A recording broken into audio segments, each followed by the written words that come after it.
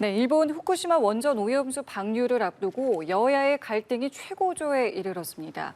여당은 야당의 가짜뉴스가, 야당은 정부 여당의 무책임이 국민 피해를 가중시킨다고 비판하고 있는데요. 네, 국회 나가 있는 취재기자 연결해 보겠습니다. 장효인 기자 나와주시죠. 네, 국회 나와 있습니다. 말씀하신 대로 오늘 오후부터 일본 정부의 후쿠시마 원전 오염수 방류가 시작되면서 여야 갈등이 절정에 이르렀습니다. 국민의힘 김기현 대표는 어떠한 경우라도 국민의 피해가 없도록 정부와 함께 챙겨나갈 것이라며 양국 간 한 라인을 구축하는 등 투명한 정보 공유가 이뤄질 거라고 했습니다. 그러면서 민주당이 이전에도 광우병과 사드 괴담으로 국민에게 재산 피해를 입혔다며 이재명 대표의 방탄을 위해 허위 선동으로 민생을 파탄내는 반국가적 행위를 중단하라고 촉구했습니다. 국민의힘 윤재욱 원내대표는 민주당의 오염수 관련 가짜뉴스 선동으로 피해 입은 어민들을 위해 지원금 2천억 원을 마련하겠다고 재차 밝히면서 정부의 노력을 방해하지 말라고 했습니다.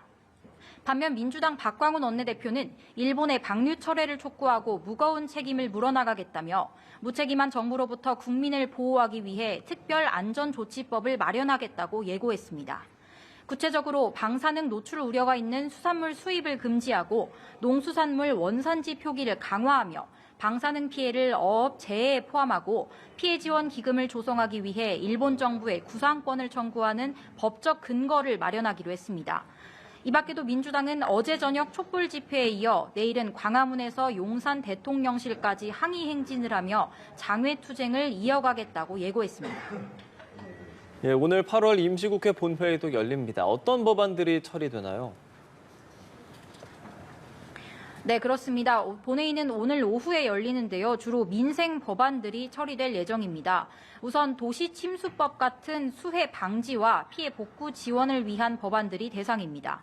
현재 도시침수 방지 업무를 여러 부처가 나눠서 하고 있는데 이 법이 통과되면 환경부가 주관해서 10년마다 종합대책을 세우게 됩니다.